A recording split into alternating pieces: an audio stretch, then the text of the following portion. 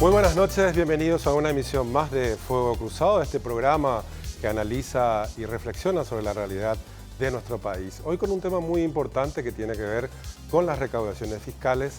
La billetera del Estado parece que funciona bastante bien con los cambios y las reformas realizadas. Para hablar precisamente de esto está con nosotros y le agradecemos por supuesto su compañía esta noche al director, al titular de la Dirección Nacional de Ingresos Tributarios, esta flamante oficina inaugurada con este gobierno, el gobierno de Santiago Peña. Estamos hablando con el señor Óscar Orué, quien nos va a contar detalles de cómo lo hicieron. Creo que todos los paraguayos queremos saberlo. Óscar Orué, buenas noches, gracias por estar con nosotros. Buenas noches, Richard. Buenas noches también a toda la teleaudiencia de Fuego Cruzado. Gracias por la invitación y estamos a disposición. Bueno, estábamos diciendo, resumiendo, la DENIT tiene 8 meses prácticamente de vida y en estos 8 meses hubo una proyección de cuánto se iba a recaudar, más de lo que normalmente se recaudaba. Y esa proyección se estimaba que unos 400 millones de dólares se recaudarían a lo largo de este 2024. Eso se logró en 8 meses.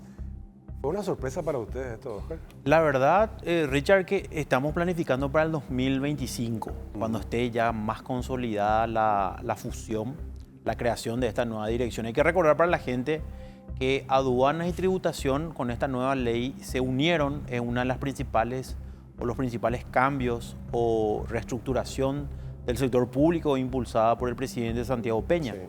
Entonces, empezó a regir a partir del 15 de agosto, cuando se aprobó un decreto en el cual se daba por inicio esa ley que se aprobó ya por julio aproximadamente. Correcto. Entonces, esta fusión donde aduana y tributación convergen en una sola unidad, en una sola entidad, nuestro objetivo en principio era 400 millones de dólares. ¿Ese número qué representa? Representa 1% del PIB, ¿verdad? Que es 42 mil millones de dólares aproximadamente. Sí. Entonces la idea era que se logre entre 400 y 420 millones de dólares más de lo que normalmente se solía recaudar. Entonces, en principio pensábamos que iba a ser más difícil y bueno, empezamos a trabajar en 3 puntos estratégicos. Uno que era la calidad o lo que tiene que ver con recursos humanos, personas profesionales, íntegras y sobre todo una característica diferente de lo que normalmente era en base a su profesionalismo y no en base a otra cuestión como presiones empresariales o políticas. En segundo lugar, el uso de tecnología para los controles. Eso era determinante. Dijimos del primer día que eso teníamos que priorizar. Y en tercer lugar, el uso de datos de las dos dependencias, tanto de el área que hoy es una gerencia de aduanas como también la gerencia de impuestos internos. El cruzamiento de esa información, incluir justamente en nuestras bases de datos de tal manera poder perfilar un riesgo mucho más eficiente en el sentido de conocer al contribuyente, conocer al importador, al exportador y de esa manera hacer controles más eficientes. Entonces, estos son los 3 puntos que podemos mencionar en términos sencillos. Y uno que también es primordial es la lucha contra el contrabando, que el presidente Peña nos encargó de que coordinemos las acciones con las diferentes fuerzas públicas, tanto militares como policías. Y ahí podemos mencionar de que tuvimos muy buenos resultados. Hemos incautado productos por más de 14 millones de dólares en estos 8 meses. Hace poco la UIP y otros gremios fueron a visitar nuestro depósito y encontramos realmente un apoyo que anteriormente era un poco complicado. Siempre había críticas, siempre había exigencias del sector privado, de los gremios, de que se haga una verdadera lucha contra el contrabando. Y bueno, nosotros lo pudimos lograr y esto es algo que no tiene finalización. Continuamos permanentemente haciendo incautaciones y estamos justamente controlando a los que controlan. Eso también es muy difícil porque la idiosincrasia, la cultura de la institución hoy fue modificada. Quisimos hacer el lavado de cara, como se dice, y poner a gente que realmente esté comprometida con el Estado, comprometida con el país y hoy tenemos estos resultados. Sí, realmente para nosotros, para la prensa, probablemente sea una suerte de sorpresa y ni qué decir para la prensa contraria, digamos. Pero esto que estabas mencionando recién, el apoyo y el soporte de la tecnología y esto de controlar a los que controlan y este aumento de precisamente ese control que permite también en muchos casos esa trazabilidad que es necesaria, efectivamente pasa por un fortalecimiento en lo que tiene que ver con lo tecnológico. ¿Qué tan útil ha sido y qué tan importante es, digamos, ese trabajo de la incorporación tecnológica a las tareas de control? Bueno, es fundamental porque hoy lo que nosotros queríamos hacer desde el principio, Richard, era disminuir esa intervención humana en los procesos. Hoy, por ejemplo, tenemos a disposición un centro de monitoreo 24/7, donde controla todo lo que tiene que ver con cargas aéreas, terrestres y fluviales.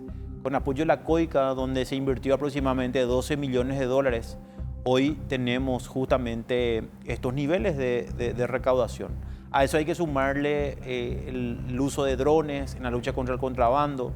También nuestro Big Data, en el cual cargamos mucha información. Hoy tenemos información de todos los niveles, cuentas bancarias, movimientos migratorios, patrimonio, etc. Entonces, eso un poco perfila o logra perfilar un poco el riesgo de manera a poder saber, bueno, cuando vamos a hacer una fiscalización sabemos a quién vamos a hacer porque hay indicios o indicadores que nos permiten decir, este está incumpliendo o de alguna manera aquel importador, el promedio de pago de sus impuestos es muy por debajo del producto que está trayendo. Hemos detectado, por ejemplo, con una creación de una dirección de inteligencia y de investigación tributaria y aduanera, cambios de mercaderías en el aeropuerto, hicimos las denuncias, se hicieron 7 allanamientos en relación a ese caso. Justamente también el viernes encontramos droga en el aeropuerto, entonces estamos trabajando en el sentido de darle más soporte a las cuestiones tecnológicas y que eso sea herramienta para hacer mejor el trabajo. Entonces hoy los números realmente demuestran de que la decisión del presidente Peña de unir dos instituciones que de alguna manera tenían filosofías o trabajos diferentes, hoy está con una sola cabeza y sobre todo nosotros creemos que si hay una línea bien clara donde la impunidad se lucha contra la impunidad, vamos a tener muchos más resultados de lo que hoy tenemos. Entonces hoy el ministro de Economía nos dice no es ya 400, ya es 700 millones de dólares el objetivo, entonces tenemos que en esto de aquí a diciembre tenemos que lograr justamente aumentar nuevamente la recaudación. Nosotros creemos que lo vamos a poder hacer. O sea, ¿es factible eso? Creo que sí, sí, por supuesto. Imagínate que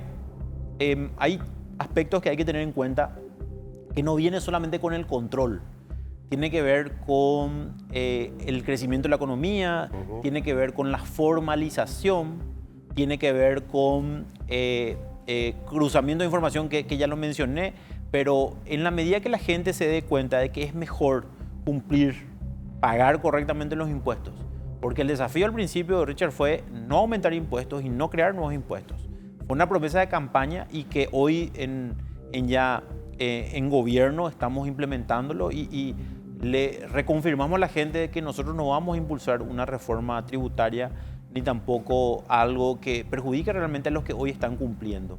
Vamos a ir detrás de aquellos que están evadiendo o que de alguna manera están importando ilegalmente. Entonces, creo que es importante que eso se transmita y se dé la seguridad y la previsibilidad a aquel empresario o aquel inversionista extranjero que viene a Paraguay a querer desarrollarse.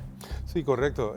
Y en lo que tiene que ver también en esto que mencionabas, evidentemente al ordenar un poco la casa, o en muchos casos incluso unificar partes de la casa, evidentemente hacen funcionar mejor a todo el esquema, que era, digamos, una de las premisas del ala económica de este gobierno, impulsada propiamente por el propio presidente que estuvo en el Ministerio de Hacienda y que conoce cómo funciona a nivel interno.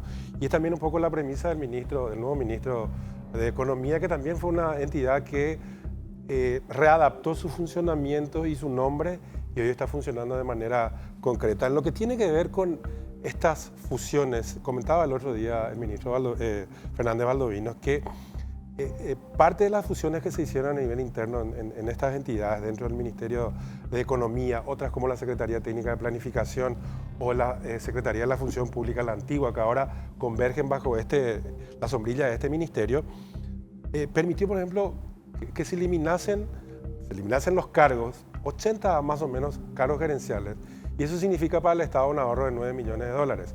Evidentemente el camino es, o sea, no solamente la austeridad, sino el ajuste y fusionar esas entidades que en el caso de la DENIT se nota perfectamente que funciona, Oscar. Claro, imagínate, Richard, que hay países Brasil, Argentina, Perú, España, donde están fusionados, donde convergen tranquilamente el área aduanera y tributaria o de impuestos internos.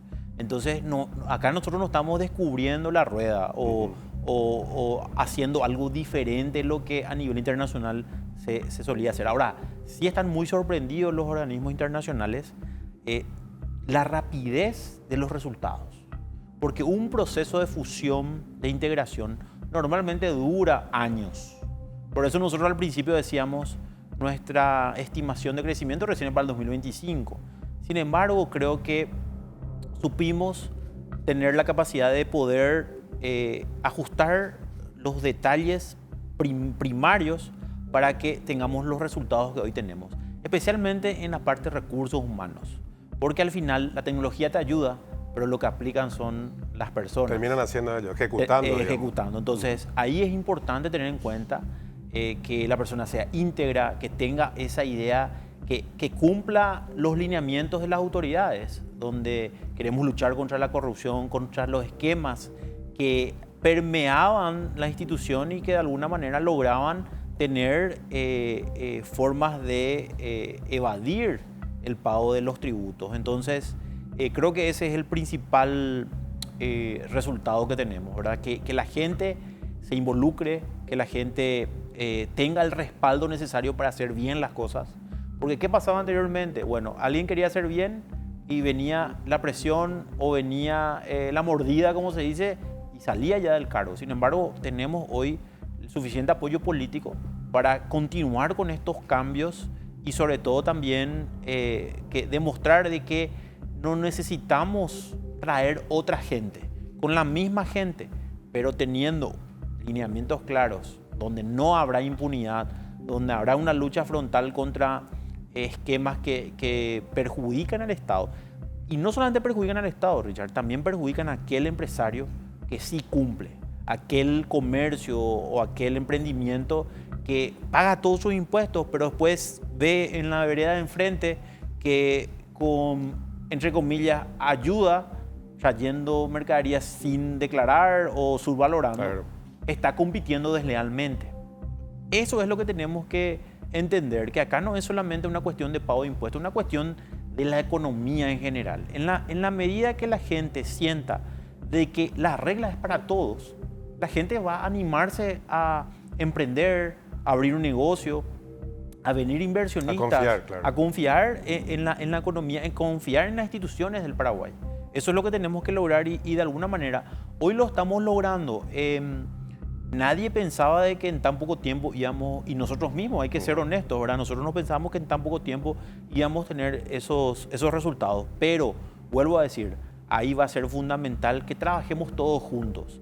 Tenemos apoyo de los gremios, la UIP, el Centro Importador del Paraguay, Capasu, en fin. Muchos gremios que nos están apoyando y están diciendo, bueno, nosotros apoyamos esta gestión. Y no se trata solamente de una persona, no se trata solamente de Óscar Orué, se trata de toda una institución donde hay 2.800 funcionarios. Y un mensaje claro que también viene de la Administración Central, en lo que decías, en la intención que tiene el presidente Peña en este sentido. Óscar, a propósito de estos resultados, evidentemente son muy alentadores. Hay frases y palabras que hemos escuchado a lo largo de la semana que esto va a ayudar a la convergencia fiscal y un montón de palabras abstractas que el común de la gente no entiende, que no te voy a pedir que lo expliques, pero sí en términos más sencillos, por ejemplo, va a contribuir a que otros programas pudiesen tener, digamos, ese soporte financiero que se necesita. Para la gente, sí. Richard, vamos a explicarlo de forma muy sencilla. Cuando vino la pandemia, hubo más gastos que ingresos. Y es lo mismo que en nuestro bolsillo, ¿verdad? Si nosotros tenemos más gastos que ingresos, ¿qué pasa? No podemos pagar todo, ¿verdad? No podemos darnos todos los gustos, como se dice. Así es. Entonces, eso también se transmite o se lleva al ámbito más global del Estado. Entonces, nosotros veníamos acarreando un déficit entre los ingresos y los gastos que iba cada año aumentando. Y ahora se va a equiparar, digamos. Ahora se va a equiparar con estos aumentos de recaudaciones y ajustando la calidad del gasto. Lo que decía recién de ajustar, de fusionar y ahorrar 9 millones de dólares en salario, eso ayuda a la calidad del gasto. Y bueno, hay todavía mucho por hacer. La gente demanda mejores servicios, demanda de que se gaste bien. Y justamente ese era nuestro primer punto. ¿cómo podemos pedirle a la gente que pague más si hay todavía mucho por hacer por el lado del gasto? Entonces, este gobierno se está ocupando de eso. Y a eso tenemos que agregarle algunos programas muy emblemáticos, como el caso de Arancel Cero. Decían, justamente te quería preguntar por ¿cómo es que se puede financiar si es que no hay recaudación? ¿Verdad? Hoy le decimos a la gente que nosotros estamos haciendo con un cambio de paradigma en la recaudación. Estamos logrando eso. Estamos logrando que haya los recursos suficientes para hacer frente y que haya esa seguridad de que los recursos están asegurados, están como que reservados. Entonces, eso nos da un poco la tranquilidad de que esos programas emblemáticos de educación, de salud, de seguridad y de infraestructura van a continuar. Entonces, sin exigirle o sin pedirle a los que ya están aportando que paguen más, podemos hacer más con ajustando las reglas de aquellos que de alguna manera estaban siendo más vivos que otros. Sabes que siempre se habló, porque recién mencionabas un punto que me parece importante, tratar de desmenuzarlo por lo menos desde tu perspectiva dentro de la estructura económica que tiene nuestro Estado, es el siguiente.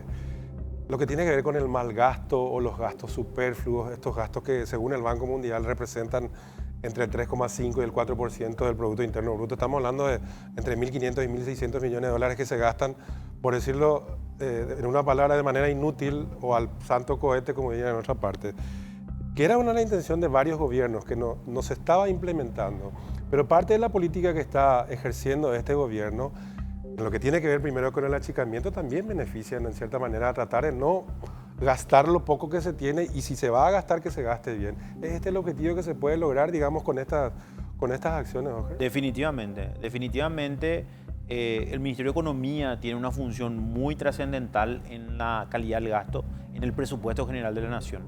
Ahí tenemos que ver cómo se financia el presupuesto y qué tipo de gastos son prioritarios para el Estado o para el funcionamiento del Estado. Entonces yo creo que eso es fundamental. Yo creo que se va a seguir trabajando en ese sentido con las diferentes instituciones, porque hay que recordar que el que marca las reglas fiscales es el Ministerio de Economía. Ahora bien, cada ministerio tiene otra vez su responsabilidad en cuanto a lo que va a gastar, a cómo va a gastar y a los resultados que puede brindar, ¿verdad? Por eso el presupuesto por resultado es una herramienta muy importante. ¿Qué significa eso? Anteriormente, ¿cómo se evaluaba el presupuesto? Se evaluaba en cuanto a mi ejecución presupuestaria. El que más llegaba a la ejecución presupuestaria era mejor administrador. Con el presupuesto por resultado cambia eso y es, por ejemplo, en el caso de salud pública, no es cuántas vacunas compraste, sino cuántas vacunas aplicaste. Entonces, el presupuesto por resultado va encaminado o va diseñado de tal manera a ver que lo que se gastó sea un resultado óptimo, un resultado eficiente en la calidad, entonces, en los servicios que brinda el Estado. Y bueno, muchos dicen, yo no veo reflejado que el Estado gaste en beneficio de la gente. Y ahí tenemos que decirle que los docentes, el pago de los docentes se financia con el impuesto que estoy pagando. El pago a los médicos, que son una cantidad, creo que son más de 15.000 médicos, está financiado con el pago de impuestos que estoy haciendo yo. Las rutas que se construyen, los puentes que se construyen, los programas sociales de Coporá, adulto mayor, son financiados. Hambre Cero ahora claro, también. ahora con Hambre Cero. Bueno, en realidad es lo que es Arancel Cero, porque el Hambre Cero va a ser financiado con FONACYDE, correcto. ¿verdad? Entonces, es importante comunicar eso, es importante que la gente sepa dónde se va el dinero que uno está pagando en concepto de IVA, de renta, de IDU, ¿verdad? Entonces, en la medida que cumplamos, también tenemos el derecho de exigir, ¿verdad? Que cada vez se gaste mejor. Entonces, nosotros como funcionarios públicos tenemos esa función de comunicar correctamente y escuchar las quejas y los reclamos, de tal manera trabajar todos juntos en ese país que tantos anhelamos que mejore. Correcto. En relación a esto que mencionábamos, porque entendemos que parte de todas estas movidas que se vienen haciendo, implementándose con este gobierno, porque ahora viene la ley del servicio civil, la ley de organización administrativa del Estado, que son, digamos, herramientas legales que van a permitir precisamente esto que ya se logró con la Dirección de Ingresos Tributarios. Ordenar el Estado y a partir de allí, obviamente, gastar mejor o no gastar mal y lograr en un mejor funcionamiento del Estado. Sin duda que vamos camino a eso definitivamente, Oscar, y ojalá que esto se pueda dar en el corto plazo porque se necesita, digamos, no tirar tantos videos al techo. ¿Entiendes? Totalmente. Ahí hay que tener en cuenta lo siguiente, ¿verdad? Si nosotros queremos tener resultados, no podemos hacer lo mismo, tenemos que cambiar, ¿verdad? No podemos tener resultados diferentes haciendo siempre lo mismo. Una frase que a mí me gusta mucho y tratamos de aplicarlo, ¿verdad? Entonces, estas correcciones que se quieren hacer vía legales, a través de proyectos de leyes que hoy están discutiéndose en el Poder Legislativo, van a permitir justamente corregir esas inequidades en el tema salarial, por ejemplo, en la función pública. Porque muchos te dicen, yo estudié, tengo esto y gano lo mismo que una persona que no se esmeró tanto para tener capacitación o tener, en este caso, capacidad educativa, por decir una manera, ¿verdad? No tiene una profesión, a lo mejor gana lo mismo que una persona que se formó, que fue al extranjero a estudiar, etc. Entonces tenemos que realmente que las personas en la función pública ganen de acuerdo a la responsabilidad, a la función que cumple, ¿verdad? Y en base a los méritos, ¿verdad? Que creo que es también trascendental y eso va a corregir un poco esa inequidad que mucha gente critica, duda y sobre todo reclama. Entonces, me parece que esa es la línea en la cual vamos a seguir trabajando desde el gobierno. Sin duda que ese es el camino, Oscar. A propósito de lo que mencionabas hace rato, el viernes hubo una incautación que entendemos que se produjo a través de un seguimiento de inteligencia que para mí no es nuevo, digamos el soporte de inteligencia que yo entiendo que difiere de años anteriores, pero no es el punto de discusión. Quiero entenderlo más. A través de ese trabajo de inteligencia pudieron lograr con un importante decomiso de droga que iba con destino a Europa, ¿verdad? Asimismo, el trabajo de inteligencia del área de investigación aduanera permitió justamente encontrar en coordinación con CIU, que es el área sensitiva de la Policía Nacional, un esquema de envío de drogas bien camuflada a Europa.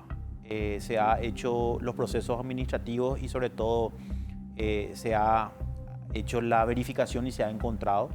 Eso ya está en manos del Ministerio Público en este momento, ¿verdad? Y seguramente se abrió la investigación de tal manera a poder dar con los responsables, porque si bien una empresa seria la que estaba exportando, sabemos que desde el momento que sale de fábrica, pasa por la parte logística y ahí puede ser que sea contaminado. Entonces eso se está investigando. Lo importante, Richard, es que se pudo dar con esto y que no salió la droga desde Paraguay. Entonces para nosotros es un punto a favor y sobre todo también demostrar de que estamos con la convicción de que esa lucha va a continuar, todo lo que tiene que ver con el tráfico de drogas, todo lo que tiene que ver con el contrabando. Hace poco participamos de un operativo que se llama Basalto 2, con las fuerzas públicas, con la Senat y con los colegas de Brasil, ¿verdad? Con las agencias y las Fuerzas Armadas de Brasil. A mí me tocó ir justamente a una reunión con la Receita Federal y también con las Fuerzas Armadas de la República Federativa del Brasil. En Punta Porá hicimos una conferencia de prensa, coordinamos acciones. Y el resultado que estamos haciendo en trabajo coordinado entre ambos países permite las incautaciones, tanto del lado paraguayo como del lado brasilero. Entonces, estamos contentos también con todos los resultados que estamos teniendo. Vamos a continuar fortaleciendo las áreas de control y las áreas de investigación de la Dirección Nacional de Ingresos Tributarios. Así es que muy contento con los resultados que estamos teniendo en todas las esferas, en todos los ámbitos que nos toca participar. Eso es muy importante, sobre todo por lo que señalabas hace un rato, de que ya no está saliendo la droga. Me refiero al caso específico de la droga, que a veces se detecta o en puertos privados, o en este caso, por ejemplo, a través de inteligencia aduanera. Evidentemente hay un trabajo y hay una línea y una voluntad de parte, digamos, de los funcionarios que están afectados a esta zona y, por supuesto, también la voluntad política del gobierno. Definitivamente. Ahí creo que es importante precisar algunos puntos, ¿verdad? Que no exista impunidad, ¿verdad? Nosotros somos claros en la línea de trabajo.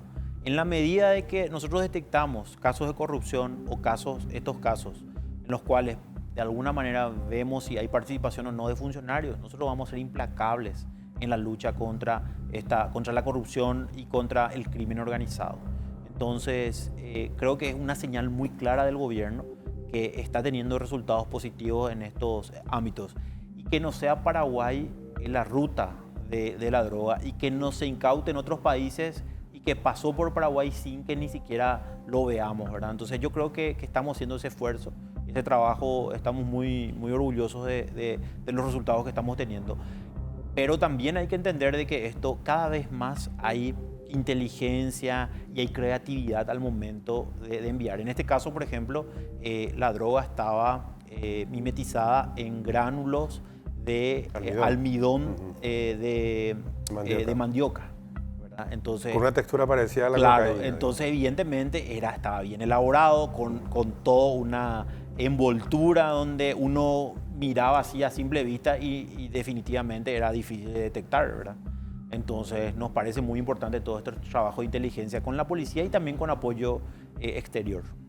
En relación, por último, nomás, y agradeciéndote tu tiempo, Oscar, ¿cuánto es el crecimiento orgánico, por así decirlo, de las recaudaciones año a año? ¿Se tiene un porcentaje, bueno, normalmente el promedio de aumento cada año era entre 8, 7, 10%. Máximo. Máximo, ¿verdad? Cuando hablamos de 2 dígitos ya era algo... Un éxito. Ya era un éxito. Cuando llegamos a 15 ya nos ponía, ya festejábamos. Pero hoy, desde que se creó la Dirección Nacional de Ingresos Tributarios, de agosto a abril, tenemos más o menos un porcentaje que supera el 15%. Estamos hablando de 18%. Realmente un número importante porque empezamos bajito en agosto, septiembre del 2023. Pero si solamente calculamos abril, estamos hablando de 36% más. Altísimo. Muy alto. Solamente abril. Enero y febrero tuvimos aproximadamente 28% más. Meses que son normalmente bajos, ¿verdad? Que son bajísimos.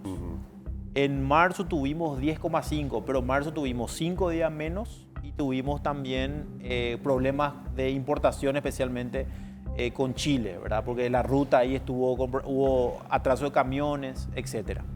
Entonces, abril otra vez repuntamos, estamos hablando de más de 120 millones de dólares de aumento solamente en el mes de abril. Entonces, realmente el número es impresionante. Impresionante. Ahí se debe a 3 factores. Uno, el impuesto a la renta empresarial venció en abril, Sí. donde el año pasado hubo un crecimiento de la economía, eso se vio reflejado. El consumo en el IVA también tiene un aumento importante. Vemos de que la economía formal hoy está muy activada, muy desarrollada, entonces eso también ayuda a la recaudación. Y por último, la recaudación de impuestos aduaneros, donde con los controles que hicimos permitieron tener estos números realmente casi 40% más, solamente en lo que hay impuestos aduaneros. Interesante.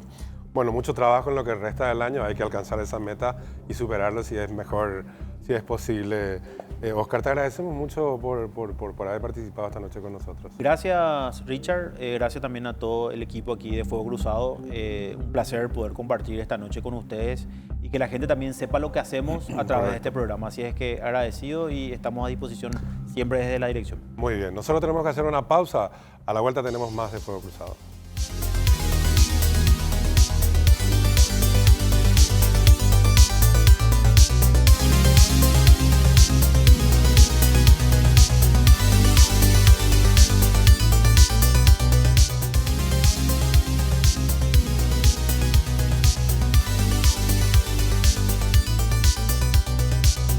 Segundo bloque de Fuego Cruzado, estamos con un invitado muy especial, uno que pertenece, digamos, a esto de llevar el nombre de nuestro país al exterior. Estamos hablando del embajador, el nuevo embajador que todavía está cumpliendo funciones en los Emiratos Árabes Unidos.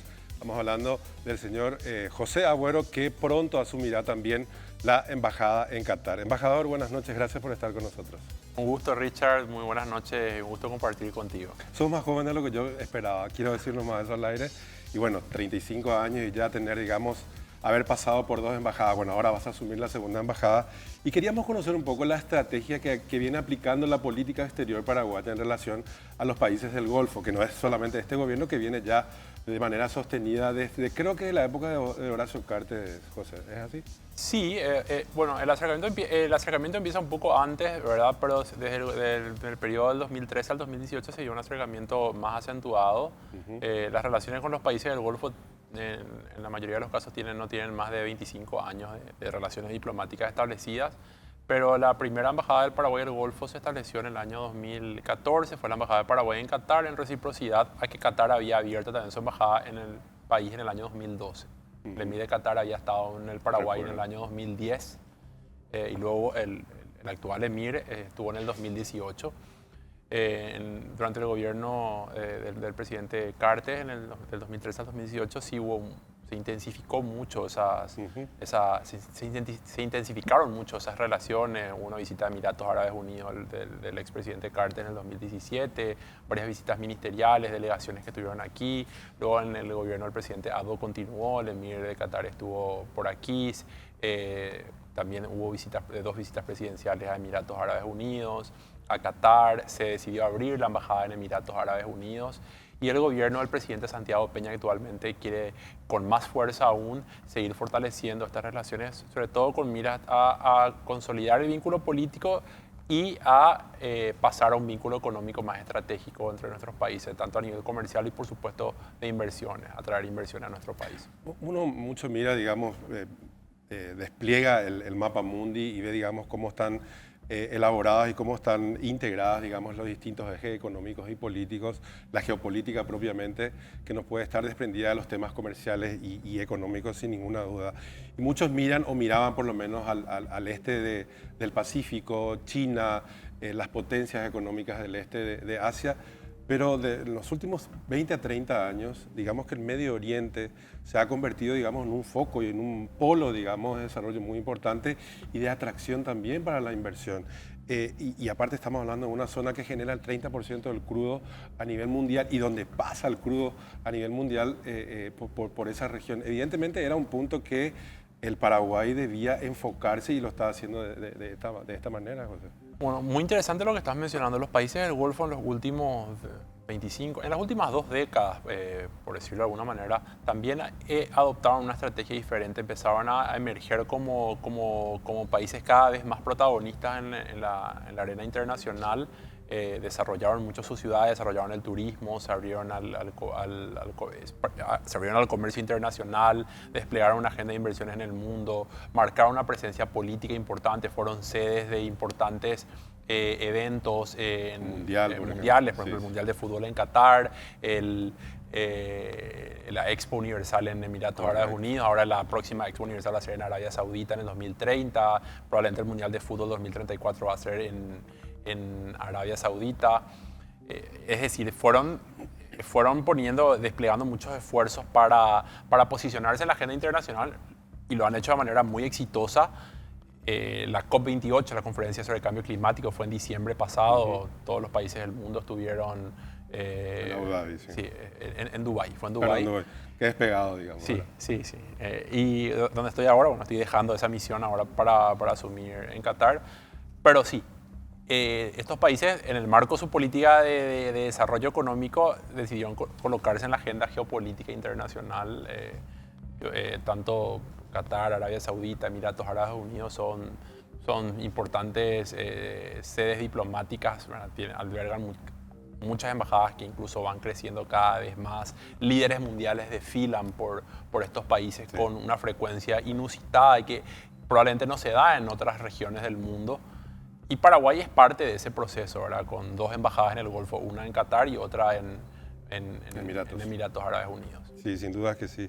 No, y a propósito de lo que mencionaba esta semana, el día jueves en Palacio de Gobierno, donde juraste vos y juraron también otros 9 colegas tuyos, embajadores para distintas legaciones diplomáticas de nuestro país, el presidente hacía hincapié en la fuerza integradora, o por lo menos que Paraguay pueda insertarse, digamos, en ese proceso de integración, no solamente a nivel regional y no solamente con submercados o subbloques, como por ejemplo en el Asia y en el Medio Oriente, sino sobre todo también a nivel global. ¿Hacia dónde apunta eso? esa petición del presidente, embajador? El presidente Santiago Peña tiene una visión muy clara en la cual ha sido enfático y que nos ha transmitido a los embajadores en distintos encuentros que hemos tenido con él y públicamente lo ha dicho en reiteradas ocasiones. El Paraguay busca insertarse en el mundo. Uno de los ejes de la política de desarrollo nacional es la inserción del Paraguay en el mundo y creemos que el Paraguay tiene todas las condiciones para ser un actor de peso en el mundo. Somos un productor de alimentos a nivel global, somos un destino atractivo para las inversiones, tenemos condiciones inmejorables tanto a nivel tributario como en todos los campos que son vírgenes en nuestro país para atraer inversiones. El Paraguay tiene tierra fértil, tiene un clima favorable, no existen prácticamente desastres naturales en nuestra región. Entonces, el trabajo y la misión que el presidente Peña nos da es hacer conocer a ese Paraguay, hacer del Paraguay un protagonista, que el Paraguay rompa su aislamiento. Él nos decía ayer que el Paraguay deje de ser esa isla rodeada de tierra y pase a integrarse al mundo, que el mundo sepa de Paraguay. Bueno, el tener el alto honor de representar al Paraguay como embajador en una región emergente como es el Golfo es un desafío muy importante para hacer conocer a nuestro país y que los ojos de los capitales que están en esa región miren a nuestro país y puedan destinar sus recursos hacia nosotros, puedan abrir, podamos desarrollar más aún el comercio y trabajar también, por supuesto, en otras áreas de cooperación, ¿verdad? Pero sí, el mandato del presidente es muy claro y, bueno, una responsabilidad muy grande el asumir. A propósito de lo que estás mencionando en relación a abrir un poco los ojos, bueno, ya lo tienen abierto porque evidentemente los países árabes entienden mucho de finanzas y entienden mucho también de economías vigorosas y pujantes, ¿verdad? Y eso lo hemos visto en los Emiratos Árabes, que tuvo un crecimiento exponencial del 90 a esta parte, propiamente Arabia Saudita, que siempre fue como el Titan en la región. Estamos hablando peso Pero que económico. desde 2016, con su visión 2030, Arabia Saudita tuvo un resurgir, una suerte de despertar. un boom realmente. Muy interesante. Y a propósito de eso, de abrir un poco los ojos a los países del Golfo, y en específico Arabia Saudita, que repito, siempre fue como el papá guazú de la zona, a nivel económico estoy hablando. Y político. También, y político, Sí, evidentemente sin duda que sí. alguna. Aunque en algún momento compitió también con Egipto, ¿verdad? Pero como que fue ganando, digamos, y de hecho hoy creo que el tercer presupuesto de defensa más grande del mundo, después de Estados Unidos, lejos, por cierto, China, ya está Arabia Saudita. O sea, estamos hablando de un protagonista muy importante a nivel geopolítico y económico. Y en lo que tiene que ver con lo económico, José, creo que tuviste una participación muy importante en este anuncio que había hecho en marzo pasado el presidente de la República, lo que tiene que ver con la inversión social, el Fondo de Inversión Social saudí, que creo que tiene en su carpeta un proyecto de infraestructura para la ciudad de Pilar. Si puedes comentar un poquitito más, porque me parece un proyecto muy interesante. Bueno, el Fondo Saudí para el Desarrollo es una entidad que concede préstamos blandos en condiciones muy favorables a países en desarrollo, principalmente para obras de infraestructura, en el marco del acercamiento que el Paraguay vino generando, sobre todo en el último año con Arabia Saudita. Se conversó sobre la posibilidad de que el Fondo Saudí para el Desarrollo pueda financiar un proyecto en el Paraguay. El gobierno presentó el proyecto de la infraestructura urbana en la ciudad de Pilar, en el departamento de Ñembucú, un proyecto en el cual el Fondo Saudí va a proveer un préstamo de $83 millones para toda la infraestructura urbana y de saneamiento y de la costanera de Pilar, un proyecto sumamente interesante. Prácticamente la totalidad del proyecto va a ser financiado por esta entidad, el Fondo Saudí para el Desarrollo, y en condiciones financieras muy, muy favorables, con un plazo de gracia de 5 años, un periodo de pago de 20 años, una tasa de interés del 2,5% anual.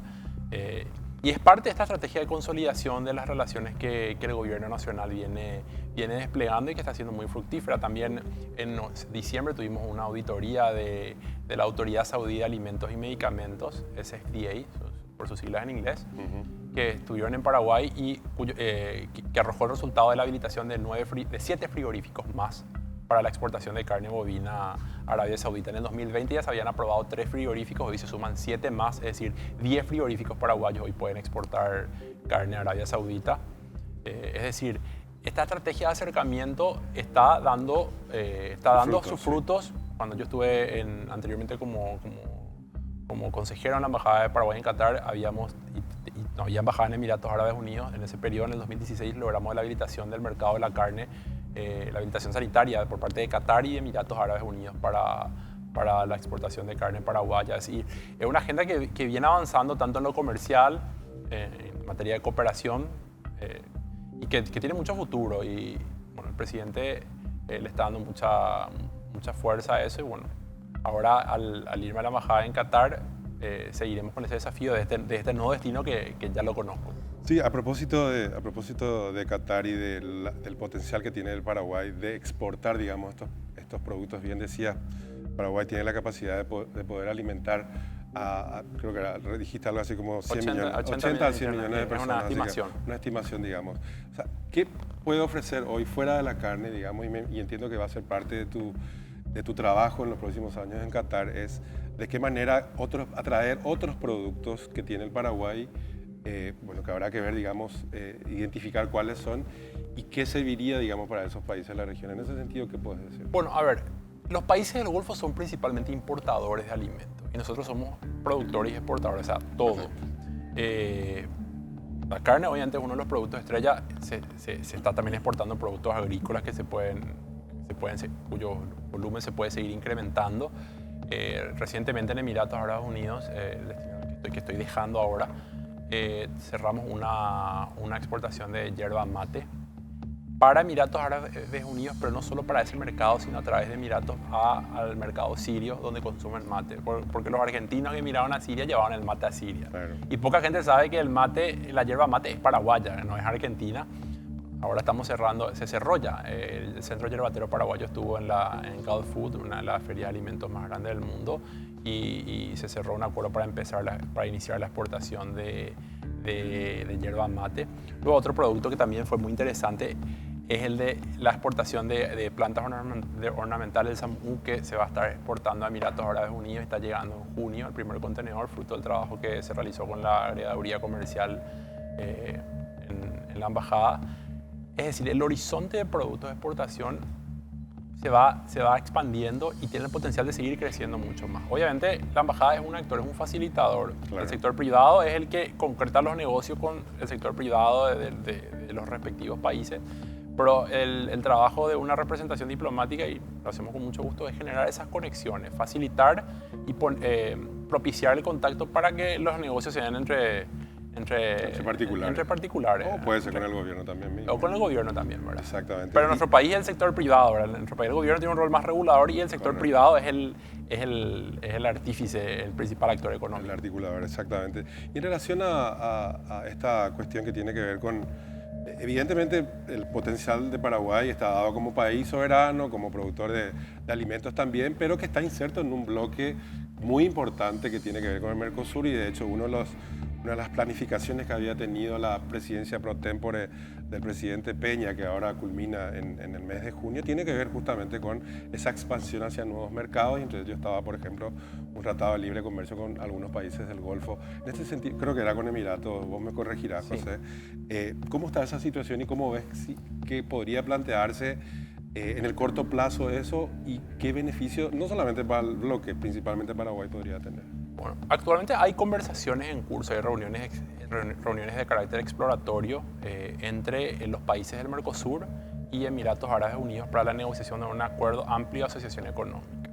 Así le llaman ellos a los acuerdos que vienen negociando. Es la primera vez que Emiratos Árabes Unidos está negociando un acuerdo de esa naturaleza con un bloque. Cerró y firmó varios acuerdos de esta índole con países.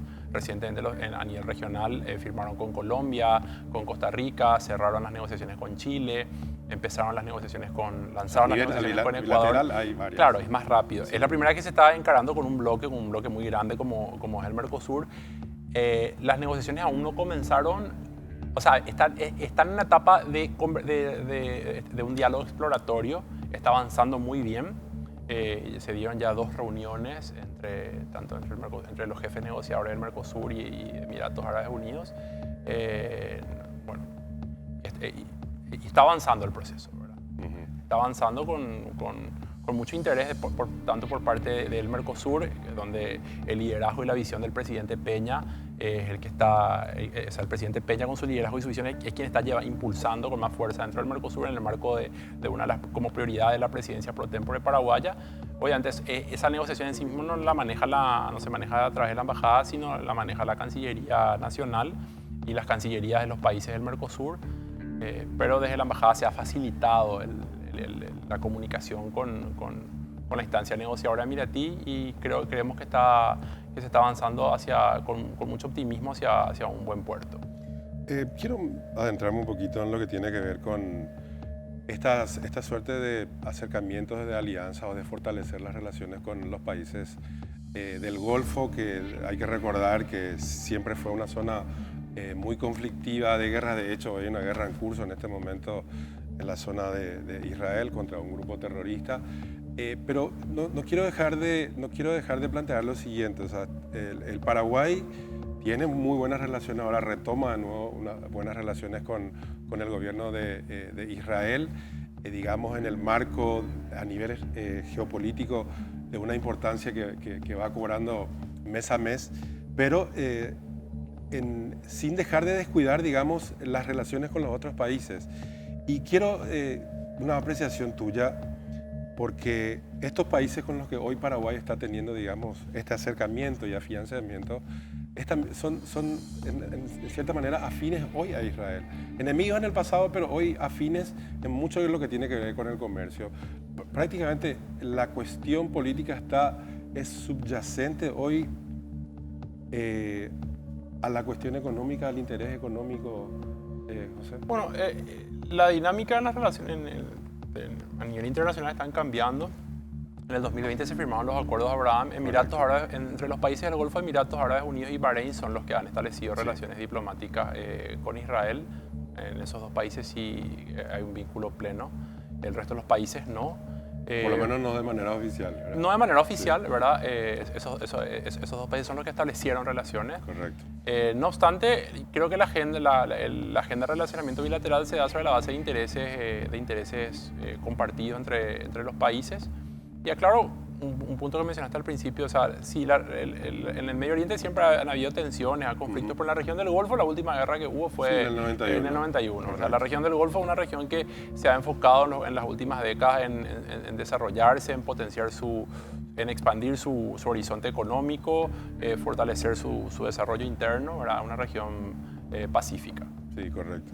Lo decía por el hecho de que evidentemente los intereses que tiene cada país a nivel estratégico, comercial, financiero, político, o sea, difieren, digamos, pero como en esa zona, como decíamos, si bien el Golfo hoy está, digamos, viviendo de manera pacífica, aunque hay un factor determinante allí, un poco inquietante, que controla también el Golfo, por cierto, que es el gobierno islámico de Irán, evidentemente esas relaciones cercanas, que tienen un interés de defensa, por cierto, en muchos casos, también, digamos, como que va dirigiendo la política en esa zona, la política exterior en esa zona. Creo que pasa también por allí un poco el interés en mantener, digamos, por un lado lo que tiene que ver con la cuestión económica, pero por otro lado también lo político. Bueno, a ver, es difícil separar las relaciones, sí. Es decir, esto es lo político, esto es lo económico. Correcto. A la larga siempre todo está entrelazado de alguna u otra manera y en diferentes circunstancias. Lo que sí podemos decir es que se ha registrado un creciente fortalecimiento en las relaciones, fruto también de la política del Paraguay de expandirse hacia el mundo y de la política de los países del Golfo de ganar un mayor protagonismo también en la comunidad internacional. Correcto. En ese marco, bueno, hay intereses convergentes, se ha forjado cooperación, se han firmado acuerdos, ha crecido el comercio, tenemos todavía una agenda pendiente en materia de inversiones, ¿verdad? Todavía no se han materializado inversiones, pero el mandato que tenemos y la intención y la prioridad está siempre enfocada hacia eso y creemos que con el liderazgo del presidente Peña eso podemos tener resultados en ese ámbito. Es lo que tiene que ver con las embajadas concurrentes. En el caso de Qatar, ¿en qué países?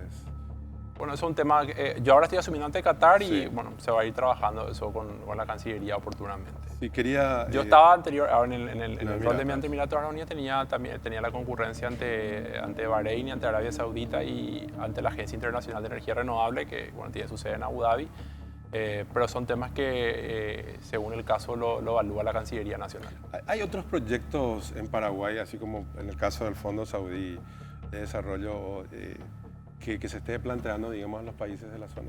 Bueno, con motivo de la visita del presidente Peña a Emiratos Árabes Unidos durante la COP28 se firmó una declaración conjunta de interés en el corredor bioceánico que se firmó a nivel de cancilleres de Paraguay, de Emiratos Árabes Unidos, de Brasil, Argentina y Chile. Estuvieron presentes el presidente Mohammed bin Zayed de Emiratos Árabes Unidos, el presidente Peña, el presidente Lula de Brasil. Emiratos Árabes Unidos mostró interés en el corredor bioceánico. Se está presentando un proyecto para el financiamiento de un tramo dentro del corredor bioceánico. No me corresponde en este momento dar todavía muchos detalles al respecto, pero sí Emiratos está interesado en ese proyecto. O sea, y bueno, también queremos seguir expandiendo el vínculo con Qatar, con Arabia Saudita y explorar nuevas posibilidades. no, evidentemente, bueno, resumiendo un poco esta parte, embajador, y disculpame que de repente te tutee, pero por la charla, digamos, que bastante amena y didáctica contigo, en lo que tiene que ver justamente con el proceso de atraer y esto de ir a visitar las zonas, que acá mucho se cuestiona, o sea, la prensa contraria al gobierno siempre cuestiona, no te voy a pedir un parecer sobre eso, pero se le cuestiona, por ejemplo, los viajes del presidente de la República a España, a la zona del Golfo, a los países como los Emiratos, y que casi nunca tiene, digamos, una suerte de retorno. Con esto que nos estás comentando en esta charla, se nota que evidentemente, o sea, lo que está pasando es que estos países y el mundo en general están mirando al Paraguay de otra manera. Y no digo que sea solamente una obra del gobierno de Santiago Peña, que es el que se fue también, pero también estuvo el gobierno anterior y también lo hizo en su momento Horacio Cartes, sino que evidentemente la política de atracción también tiene que ver un poco con visitar estas zonas. A ver, la diplomacia presidencial cumple un rol fundamental en la promoción país y creo que basta mirar la agenda de otros presidentes de la región para darnos cuenta que es el camino correcto. El presidente Lula frecuentemente realiza visitas a otros países, el presidente Milei desde que asumió también realizó muchas visitas a distintos países del mundo. O sea, creo que la práctica de la diplomacia presidencial va ganando mucha fuerza a nivel mundial y la presencia de un jefe de Estado en otro país es algo que marca un hito siempre en las relaciones bilaterales. Le da una visibilidad muy fuerte y genera un punto de partida para poner la relación a otro nivel. O sea, yo creo que la diplomacia presidencial es un factor sumamente positivo, sobre todo para un país como el nuestro, para un país que tiene mucho potencial, pero que debe seguir dándose a conocer al mundo con más fuerza, porque tenemos que hacernos conocer. No todo el mundo sabe de nosotros. Y cuando un jefe de Estado se va, eso da una visibilidad enorme. Correcto. Y en lo que tiene que ver con el rol propiamente de las embajadas, no es solamente llevar el nombre y tener una representación diplomática o solamente tener reuniones comerciales. Por supuesto, eso evidentemente puede tener retorno para nuestro país, pero se ha visto en los últimos años que por lo menos esa estrategia en la política exterior paraguaya, como que tener, digamos, más protagonismo de parte, bueno, en el caso tuyo, por ejemplo, de personas muy jóvenes, de formaciones bastante interesantes, puede como que tenga también otra, encuentra al interesado, o por lo menos a la gente que recibe ese intercambio, que de repente pueda haber un poco más de interés hacia el Paraguay, ¿verdad? Bueno, el trabajo de una embajada tiene un espectro muy amplio, ¿verdad?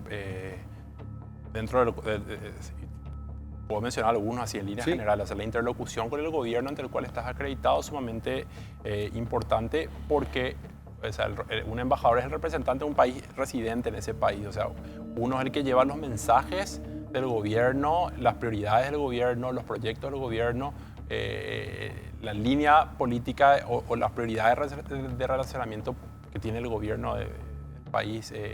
Del país que uno pertenece. Al que uno pertenece ante el país receptor, ¿verdad?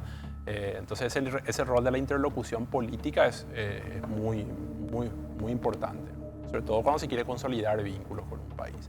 Luego, en materia de promoción económica y comercial, la interacción con las entidades económicas de los países ante el cual uno está acreditado, el visitar a las cámaras de comercio, a las empresas, a los actores económicos, y sobre todo cuando uno viene acompañado con representantes del sector privado, le da otra jerarquía. De repente, si un empresario solo se va y se quiere reunir con una cámara de comercio, con un empresario, no es lo mismo cuando viene acompañado del embajador o de representantes de la embajada. Le da una validación de que el gobierno apoya esa iniciativa y le da valor, credibilidad. Le da valor, digamos.